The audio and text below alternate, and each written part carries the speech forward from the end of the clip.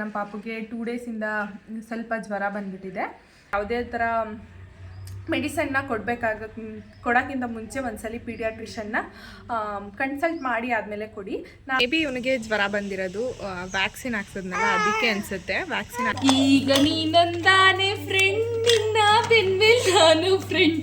ಈಗ ನಾನು ಇವಾಗ ಇದನ್ನು ಪೇಸ್ಟ್ ಮಾಡ್ಕೊಳ್ತಾ ಇದ್ದೀನಿ.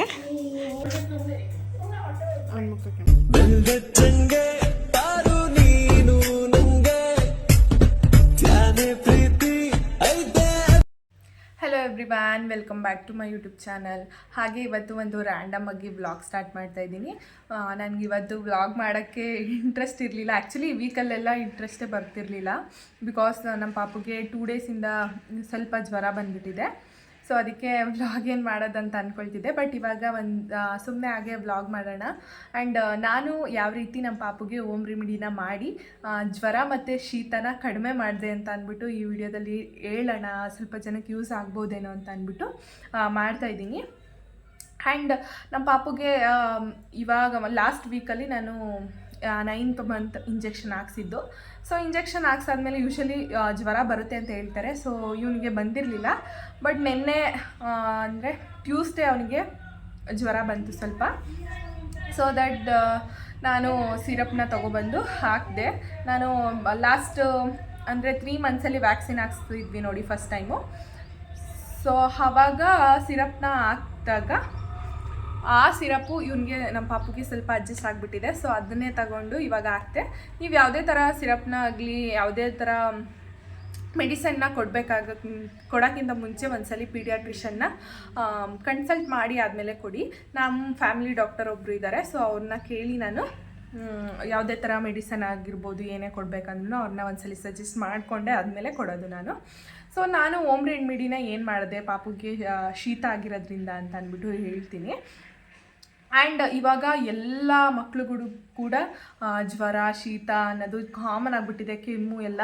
ಸೊ ನಿಮ್ಮ ಪಾಪುನ ಯಾವುದೇ ಆಚೆ ಬಿಡೋಕ್ಕಿಂತ ಮುಂಚೆ ಸ್ವಲ್ಪ ಕವರೆಲ್ಲ ಮಾಡಿ, ಸ್ವಲ್ಪ ಹೈಜಿನ್ ಮೇಂಟೈನ್ ಮಾಡಿ.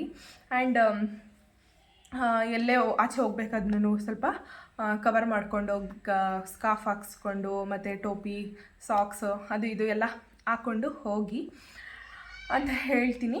ನಮ್ಮ ಪಾಪು ನಿನ್ನೆ ಏನೂ ತಿಂತಾನೆ ಇರಲಿಲ್ಲ ಕರೆಕ್ಟಾಗಿ. ಸೊ ನಾನು ಸಿರಪ್ ಹಾಕಾದ್ಮೇಲೆ ಅವನಿಗೆ ಸಡನ್ನಾಗಿ ಮಲಗಿದ ತಕ್ಷಣವೇ ಯಾಕೋ ಮೈ ಸ್ವಲ್ಪ ಸುಡ್ತಾ ಇದೆ ಅಂತ ಅನಿಸ್ತು. ಸೊ ಅದಕ್ಕೆ ನಾನು ಹೋಗಿ ಸಿರಪ್ನ ತೊಗೊಬಂದ್ಬಿಟ್ಟು ಹಾಕಾದ್ಮೇಲೆ ಸರಿ ಹೋದ. ಇವಾಗ ಸ್ವಲ್ಪ ಆ್ಯಕ್ಟಿವ್ ಆಗಿದ್ದಾನೆ ಆ್ಯಂಡ್ ಆಟ ಆಡ್ಕೊಂಡು ಇದ್ದಾನೆ. ಇವಾಗ ಏನು ಜ್ವರ ಏನೂ ಇಲ್ಲ. ಇವಾಗ ಶೀತಕ್ಕೆ ನಾನು ಒಂದು ಸಿಟ್ರಿಜಿನ್ ಹಾಕಿದೆ. ನಾನು ಕನ್ಸಲ್ಟ್ ಮಾಡಾದ್ಮೇಲೆ ಹಾಕಿದ್ದು ಈ ಒಂದು ಸಿಟ್ರಿಜಿನ್ ಸಿರಪ್ನ ಹಾಕ್ತೆ ಶೀತಕ್ಕೆ. ಆ್ಯಂಡ್ ಇದೊಂದು ಪ್ಯಾರಾಸಿಟಮಾಲ್ನ ಹಾಕ್ತೆ. ಆ್ಯಂಡ್ ನ್ಯಾಸೋಸ್ಪ್ರಿನ್ ಇದನ್ನು ಡ್ರಾಪ್ಸ್ನ ಹಾಕ್ತೆ. ಎವ್ರಿ 2 ಅವರ್ಸ್ಗೆ ಒಂದ್ಸಲಿ ನಾನು ಅದನ್ನ ನೋಸ್ ಒಳಗಡೆ ಹಾಕ್ತಾ ಇದ್ದೀನಿ. ಸೊ ದಟ್ ಪಾಪುಗೆ ಇವಾಗ ಆಲ್ಮೋಸ್ಟ್ ಆಲ್ ಕ್ಲಿಯರ್ ಆಗಿದೆ. ಇವಾಗ ಸ್ವಲ್ಪ ಆಟ ಆಡಿಕೊಂಡು ಮತ್ತು ಆ್ಯಕ್ಟಿವ್ ಆಗಿದ್ದಾನೆ. ಆ್ಯಂಡ್ ದೆನ್ ನಾನು ಹೋಮ್ ರೆಮಿಡಿ ಶೀತಕ್ಕೆ ಅಂತ ಹೇಳಿದ್ನಲ್ಲ, ಏನಂತಂದರೆ ಇದು ಒಂದು ನಾಮ ಅಂತ ಬರುತ್ತೆ. ಸೊ ಇದನ್ನು ಕೈಯಲ್ಲಿ ಈ ಥರ ಮಾಡಿಕೊಂಡು ನೀರು ಹಾಕ್ಕೊಂಡು ತೇಯ್ಕೊಂಡು ಅದನ್ನು ನೆತ್ತಿಗೆ ಮತ್ತು ಹಣೆಗೆ ಹಾಕಿ ನಾನಿವತ್ತು ನೆಕ್ಸ್ಟು ಯಾವ ರೀತಿ ಮಾಡ್ತೀನಿ ಅಂತಲೂ ಕೂಡ ತೋರಿಸ್ಕೊಡ್ತೀನಿ. ಇವಾಗ ಆಲ್ಮೋಸ್ಟ್ ಆಲ್ ಕ್ಲಿಯರ್ ಆಗಿದೆ ಅವನು. ಇವಾಗ ಸ್ವಲ್ಪ ಆ್ಯಕ್ಟಿವ್ ಆಗಿ ಆಟ ಆಡ್ಕೊಂಡೆಲ್ಲ ಇದ್ದಾನೆ. ಸ್ವಲ್ಪ ತೋರಿಸ್ತೀನಿ. ಏಯ್ ಮುದ್ದು, ಹಾಯ್ ಮುದ್ದು,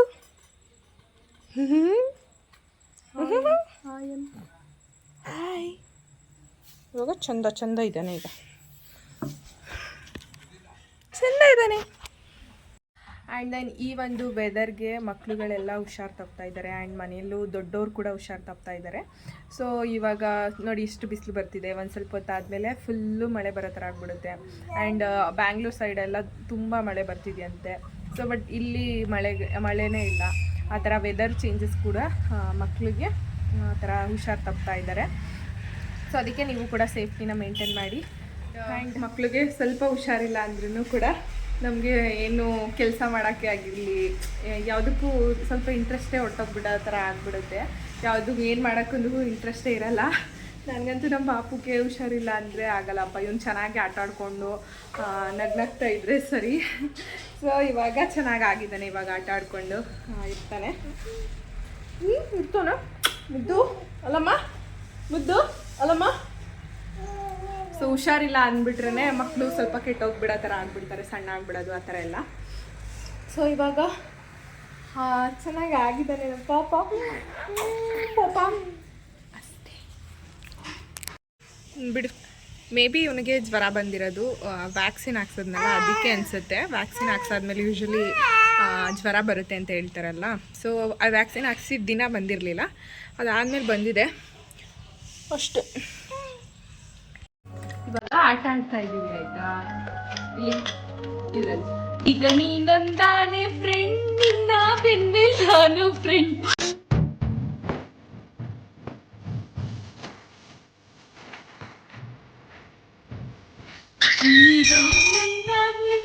ನಿನ್ನ ಬೆನ್ನಿಲ್ ನಾನು ಫ್ರೆಂಡ್.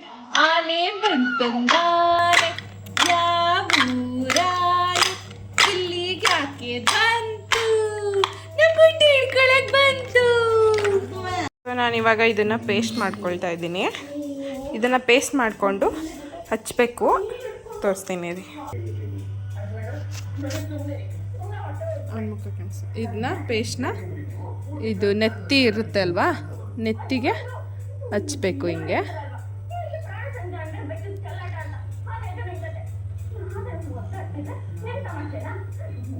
ನಾಮ ಅಂತಲೇ ಹೇಳಿದ್ದೀನಿ. ಸೊ ಇದನ್ನ ಹಿಂಗೆ ಹಚ್ಚಿ ಸ್ವಲ್ಪ ಹೊಕ್ಳಿಗೂ ಹಚ್ಚಬೇಕು. ನಗ್ತಾ ಇದ್ದಾನಪ್ಪ, ನಗ್ತಾ ಇದ್ದದು, ಇದು ನಗ್ತೈತೆ. ಸೊ ಇದನ್ನು ನಮಗೆ ನಮ್ಮ ಅಜ್ಜಿ ಹೇಳ್ಕೊಟ್ರು, ಈ ಥರ ಹಾಕು. ಸೊ ಏನಾದರೂ ಶೀತ ಇದ್ದರೆ ಹೋಗುತ್ತೆ ಅಂತ. ನೀವು ಕೂಡ ಒಂದ್ಸಲಿ ಟ್ರೈ ಮಾಡಿ ಮನೇಲಿ. ಅದೇನು ಎಷ್ಟು ನಿಜ ಆಗುತ್ತೋ ಸುಳ್ಳೋ ಗೊತ್ತಿಲ್ಲ, ಬಟ್ ಹಳೆ ಕಾಲದವರು ಹೇಳ್ತಾರಲ್ವ, ಎಷ್ಟೊಂದು ಗೊತ್ತಿರುತ್ತಲ್ವ ಅವರಿಗೆ. ಸೊ ಅವ್ರು ಹೇಳಿದ್ರು ಅಂತ ನಾನು ಮಾಡಿದೆ. ನೆನ್ನೆನೂ ಇದೇ ರೀತಿ ಮಾಡಿದ್ದೆ.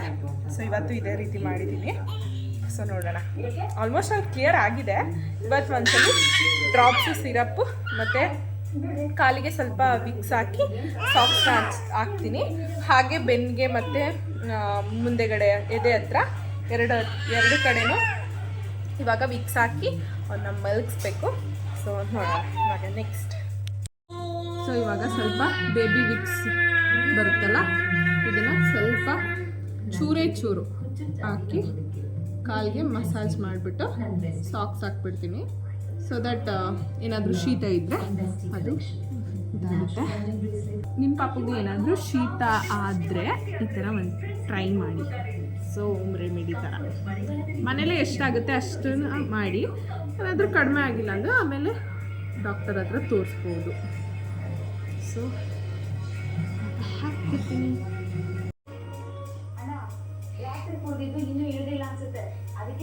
ಇಡ್ಲಿಗೂ ಹಾಕ್ತಾ ಇದ್ದೀನಿ.